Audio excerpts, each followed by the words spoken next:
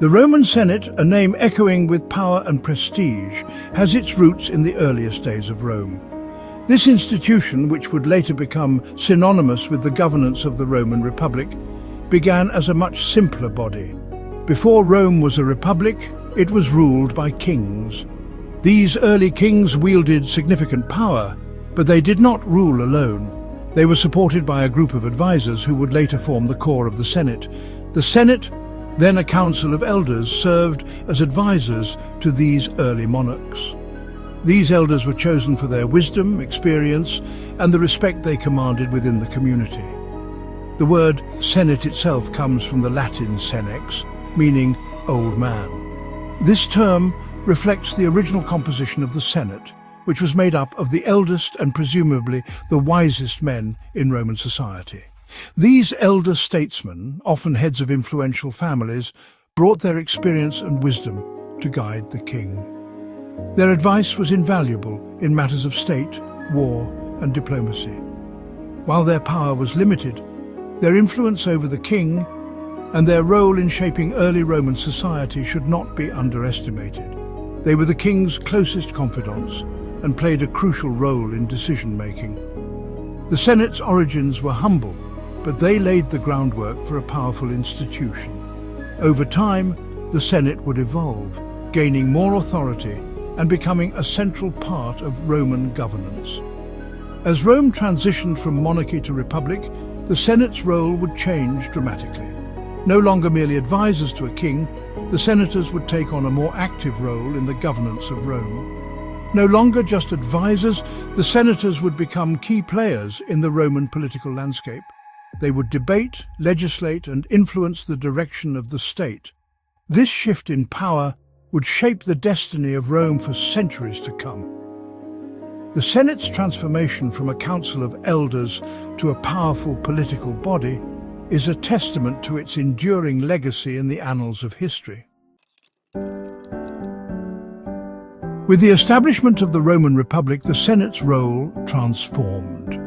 It was no longer just an advisory council to the king, but evolved into a powerful governing body that played a crucial role in shaping the future of Rome. It became a central pillar of the new government, a body designed to provide stability and continuity. The Senate was responsible for making important decisions, guiding the Republic through times of war and peace, and ensuring that the laws of Rome were upheld.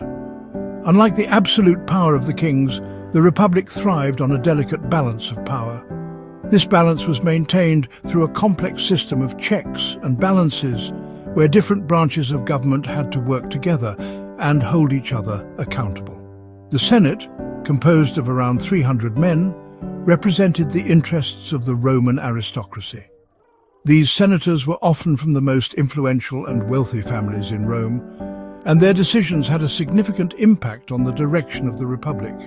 Membership was for life, and senators were expected to be men of wealth, influence, and impeccable character. This lifetime membership ensured that the Senate had a wealth of experience and knowledge, which was crucial for making informed decisions. The Senate's primary function was to advise the magistrates, the elected officials who ran the daily affairs of the Republic.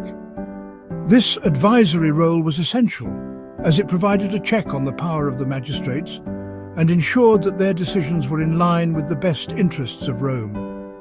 These magistrates, including consuls, praetors, and tribunes, held considerable power, but they were ultimately accountable to the Senate. This accountability was a key aspect of the Republic's system of governance, as it prevented any single individual from becoming too powerful. This system of checks and balances ensured that no single individual or institution could become too powerful, a cornerstone of the Republic's longevity. It was this careful balancing act that allowed the Roman Republic to thrive for centuries, setting a precedent for future democratic systems. The Roman Senate was not just a place of power, it was a forum for debate and discussion. It was here that the most critical decisions affecting the Roman Republic were made and where the future of Rome was often shaped. Senators convened regularly in the Curia, a specially designed building in the Roman Forum, to deliberate on matters of state. This building was not just a physical space, but a symbol of Roman governance and authority. These meetings were governed by strict rules of procedure, ensuring order and decorum. The protocols were designed to maintain a sense of respect and seriousness, reflecting the gravity of the decisions being made. Senators would deliver speeches, often impassioned and eloquent, arguing for or against specific policies. These orations were not just about persuasion, but also about demonstrating one's rhetorical skill and knowledge. Decisions were made by a vote, with each senator having an equal say. This democratic element was crucial, as it allowed for a variety of voices and opinions to be heard and considered. While the Senate's decrees, known as senatus consulta, did not have the force of law, they carried significant weight. These decrees were often seen as guiding principles for the magistrates and other officials. Magistrates were expected to respect the Senate's opinions, and ignoring their advice could have serious political consequences. The Senate's influence extended beyond mere recommendations. It was a cornerstone of Roman political life. The Senate's authority rested on its prestige, its collective wisdom, and its ability to influence public opinion. This influence was not just limited to the political elite, but extended to the broader Roman society, shaping the very fabric of Roman culture and governance. The Senate's influence extended to every aspect of Roman life. It played a crucial role in foreign policy, determining whether to declare war or negotiate peace. The Senate controlled the state treasury, overseeing public finances and authorizing expenditures. Religion too fell under its purview, with senators responsible for maintaining harmony between the gods and the Roman state. Through its control over finances, the Senate could grant or withhold funding for military campaigns, influencing the course of Roman expansion. Senators acted as ambassadors, negotiating treaties and forging alliances with foreign powers. They supervised the construction of temples and the organization of religious festivals, ensuring the smooth functioning of the Roman religious calendar. The Senate's reach was vast, touching the lives of every Roman citizen. The transition from republic to empire marked a turning point in the Senate's history. The rise of powerful figures like Julius Caesar and his adopted son Octavian, later known as Augustus, challenged the traditional balance of power. While Augustus maintained the outward forms of the Republic, he gradually consolidated power in his own hands, assuming the title of princeps, or first citizen. The Senate, once a powerful check on executive authority, found itself increasingly marginalized. Augustus, a shrewd politician, understood the importance of maintaining the Senate's prestige.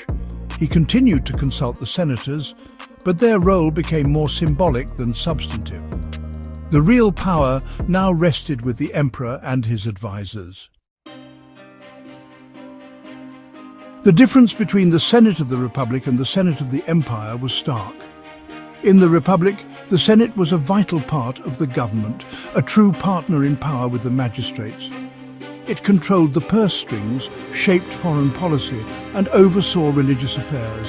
Its authority derived from its prestige, its experience, and its ability to influence public opinion. Under the Empire, the Senate's role was largely ceremonial. While emperors continued to consult the Senate, they were not bound by its decisions. The Senate's primary function became to rubber stamp the emperor's decrees and to provide a veneer of legitimacy to his rule. While individual senators might still hold considerable wealth and influence, the Senate as an institution had lost its political teeth.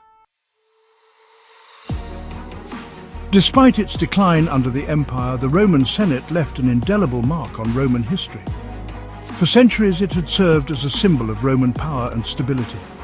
Its traditions, its procedures, and its very existence spoke to the enduring values of the Roman people order, hierarchy, and the rule of law.